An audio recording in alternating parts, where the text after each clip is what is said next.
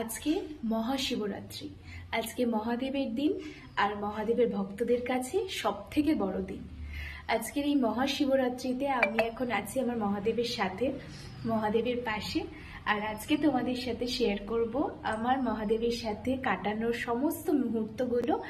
আর এখন তো আমি অলরেডি মহাদেবের সাথেই আছি।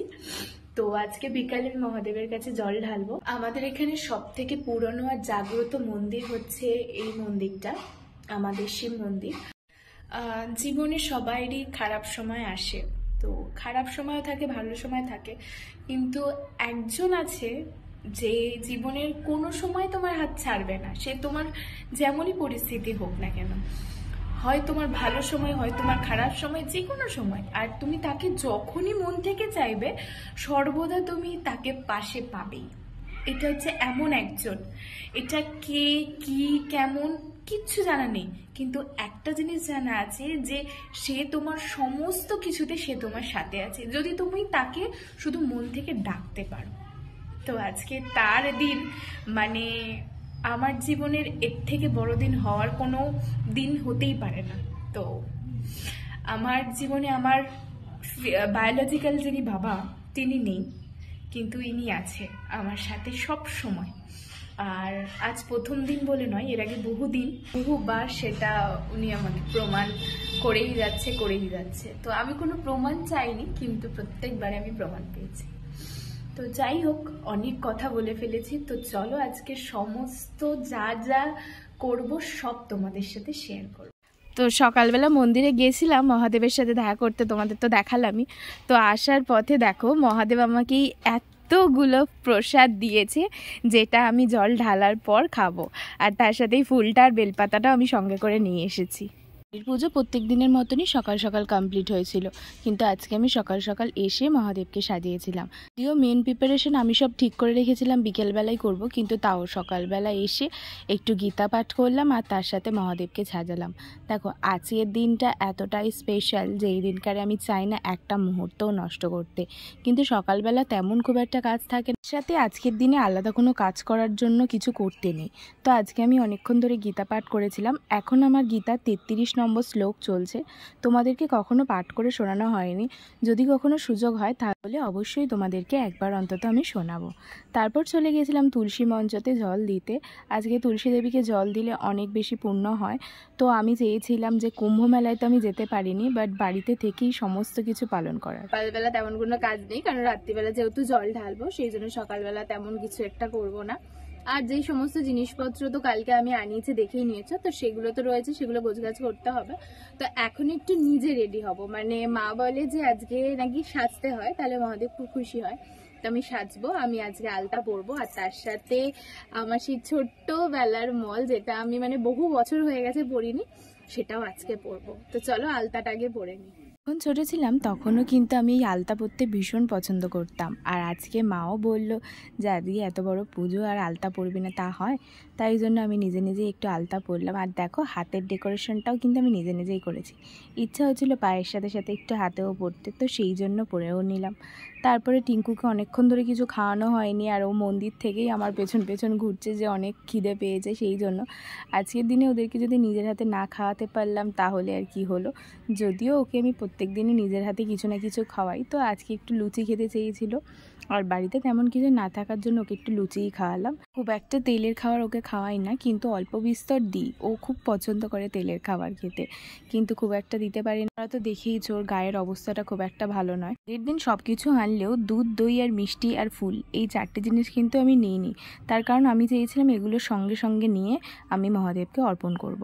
তো সেই জন্য বিকেলবেলা বেরিয়েছিলাম। আর দেখো কি সুন্দর একটা মহাদেবের মূর্তিকে দেখলাম, যেখানে মহাদেব আর মা দুর্গা দুজনেই বসে আছে।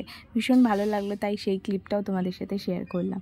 তো চলো এবার আমি বাড়ির মহাদেবকে সাজাবো, তার আগে জল ঢেলে সম্পূর্ণ করব পুজোটা। প্রায় 9:30টার সময় আমি সমস্ত কিছু অ্যারেঞ্জ করতে বসে গেছিলাম। আজকে প্রহর শুরু হয়েছে 6টা থেকে 6:30টার মধ্যে, এরকম কোনো একটা টাইম ছিল। আর সেকেন্ড প্রহর কিন্তু 9:15-র পর থেকেই ছিল।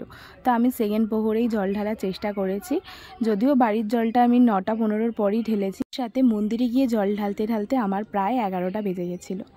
তো এবারে আমি প্রথমে মহাদেবের জন্য দুধটা রেডি করে নেব, আর তার জন্য যা যা লাগে উপকরণ সমস্ত কিছু দিয়ে দিয়েছি। আমি আর ডিটেলসে তোমাদেরকে বলছি না, এ ব্যাপারে তোমরা সকলেই জানো।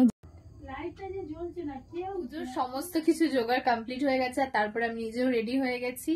এবার আমি বাড়ির মহাদেবকে যাব, গিয়ে এবার জলটা ঢালবো, তারপর যাব মন্দিরে। তো আমার লুকটা কেমন লাগছে একদম জানিও। তো আমি একদম ঘরোয়া ভাবে তৈরি হয়েছি, তো একদম অন্যরকম লাগছে, আমিও দেখছিলাম। তো তোমরা কমেন্টে অবশ্যই জানিও। তো চলো এখন গিয়ে বাড়ির মহাদেবকে স্নান করাবো। আজকের দিনে যা যা কাজ থাকে, যত কিছু জোগাড় করার থাকে, সব কিন্তু আমি নিজের হাতে করতেই পছন্দ করি। সব কিছুতে মা আমাকে সাহায্য করে দেয়, কিন্তু বাকি কাজ আমি নিজের হাতেই করি, কারণ আমি মহাদেবকে সাজাতে ভীষণ ভালোবাসি। আর আজকের দিনে মনের মতো করে সাজাতে পারা তো একদম ভাগ্যের ব্যাপার। সময় এমন সুযোগ তো হয় না, কিন্তু যখন একদিন সুযোগ পাওয়া যায় তখন আমি মন ভরে সাজাই। এই দুটো সময়, এক মহাশিবরাত্রি আর 2 শ্রাবণ মাসের সোমবারগুলোতে, এই সময়তে মহাদেবকে সুন্দরভাবে সাজাতে পারি, আর তার সাথে অনেকটা সময় কাটাতে পারি, অনেক কিছু গল্পও করতে পারি, আর অনেক মনের কথা বলাও হয়। তোমরা জানি মহাদেবের সাথে কিভাবে সময় কাটালে আর কি কি গল্প করলে, যদি সম্ভব হয় তাহলে অবশ্যই জানিও। চলো এবারে মহাদেবকে সুন্দর করে সাজিয়ে নেওয়া যাক। সাজানোর পর ঠিক কেমন দেখতে লাগছে অবশ্যই কমেন্টে বলো। আমি নিজের মতো করে চেষ্টা করেছি, তোমরা জানিও যে কতটা সুন্দর লাগছে। এমনিতেও আমার মহাদেবকে দেখতে অনেক সুন্দর লাগে, আর তার সাথেই একটা মালা, বেলপাতা, এই দুটো জিনিসই তার বড্ড পছন্দের। আর পছন্দের জিনিস দিয়ে তো আজকে সাজাতেই হতো, তো সুন্দরভাবে সাজিয়ে নিলাম, আর তার সাথে আরতিটাও কমপ্লিট করলাম। এবার আমাকে মন্দিরে যেতে হবে, আর তার জন্য আমাকে বানাতে হবে পঞ্চামৃত। পঞ্চামৃত আমি অলরেডি একবার বানিয়েছিলাম, যেহেতু বাড়িতে আমি আগে জল ঢেলেছিলাম, তারপরে আমি সেকেন্ড টাইমও বানিয়েছিলাম, যেটা আমি মন্দিরে নিয়ে যাবো বলে। আচ্ছা একটা কথা বলো, তোমরা কে কে 4 প্রহরে জল ঢেলেছো? আমার কিন্তু ভীষণ ইচ্ছা থাকে যে 4 প্রহরে জল ঢালার, কিন্তু সুযোগ সুবিধার জন্য আমরা এখানে 4 প্রহরে জল ঢালতে পারি না। তোমরা কি ঢালতে পারো? অবশ্যই কমেন্টে জানিও। তো আমার এখনও অবধি কোনো বছরে এমন সৌভাগ্য হয়নি যখন আমি 4 প্রহরে জল ঢেলেছি। প্রত্যেকবারেই 1 প্রহর করেই জল ঢালতে হয়, আর সেটা মন থেকে পরিষ্কারভাবে করতে হয়, কারণ 4 প্রহরে জল ঢালার জন্য অনেক নিয়ম কানুন রয়েছে, যেইগুলো হয়তো আমরা পালন করতে পারবো না। আর এর সাথে আরেকটা বড় সমস্যা, সেটা হচ্ছে 4 প্রহর অবধি আমাদের এখানে মন্দিরটাই খোলা থাকে না। তোমরাই বলো, যদি 4 প্রহর অবধি যদি মন্দিরটা না খোলা থাকে, তাহলে সেখানে কিভাবে জল ঢালবো? এই কারণের জন্যই এখন অবধি আমার কখনো 4 প্রহরে জল ঢালা হয়নি। আমারও ইচ্ছা আছে, যদি কখনো সুযোগ পাই তাহলে অবশ্যই তা করবো। এই মন্দিরে এসে দেখি এক অবাক কাণ্ড, মন্দিরের মধ্যে লাইটটাই দেখছি জ্বলছে না, আর কেউ জ্বলার ব্যবস্থাও করেনি। তাতে কি, মন্দিরে লাইট জ্বলছে না বলে কি আমি এই মন্দির ছেড়ে অন্য মন্দিরে গিয়ে জল ঢালবো? এটা কখনোই সম্ভব নয়। তাই জন্য আমি অন্ধকারের মধ্যে হলেও এই মন্দিরে এসেই আমি জল ঢেলেছি। এই মন্দিরের মহাদেবের কাছে আমি প্রত্যেক বছর জল ঢালি, তাই এই মন্দির ছেড়ে অন্য কোনো মন্দিরে যাওয়ার কথা আমি ভাবিনি। যদিও সব জায়গায় ভগবান এক, কিন্তু তা হলো যেখানে যার মন। কথা বলতে বলতে আমার জল ঢালাও কমপ্লিট হয়ে গেল। এবার মহাদেবকে সুন্দর করে সাজাবো। যদিও মহাদেবকে সুন্দরভাবে সাজানো ছিল, তাও আমি একটু পরিষ্কার করে নিয়ে সুন্দরভাবে জল ঢেলে ফুল দিয়ে সুন্দর করে সাজিয়ে দিয়েছি। দেখো তো আমার মহাদেবকে কতটা সুন্দর লাগছে। তোমাদের ওখানে তোমরা কিভাবে পুজো করো কমেন্ট করতে ভুলো না কিন্তু। তো আমার বেলপাতা দান সম্পন্ন হয়ে গেছে। এবারে মহাদেবকে একটু মিষ্টি মুখ করাবো, আর আমি সবসময় মিষ্টিটা মুখেই দিই, তো সেটা সবসময় উনি খেতেও ভালোবাসে, আর সেইভাবে মিষ্টিটাকে আমি সামনে দিয়েও দিলাম। এরপরে ধূপ মোমবাতি জ্বালিয়ে আমার পুজো সম্পন্ন করব। শেষ হতে হতে 11:30টার বেশি হয়ে গেছিলো। একটাও লোক ছিল না, শুধু আমি একাই ছিলাম।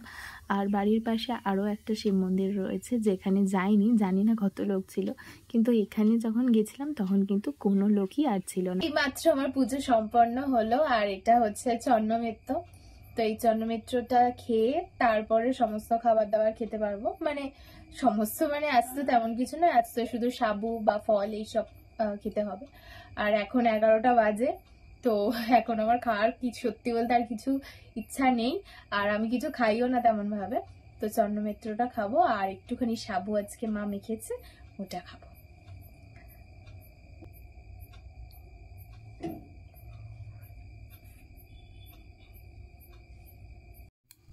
মা এখানে মেখেছে সাবু, এই যে সাবু আর সন্দেশ হাতের এই সাবু সন্দেশ খেয়েই আমার ব্রত সম্পন্ন হলো।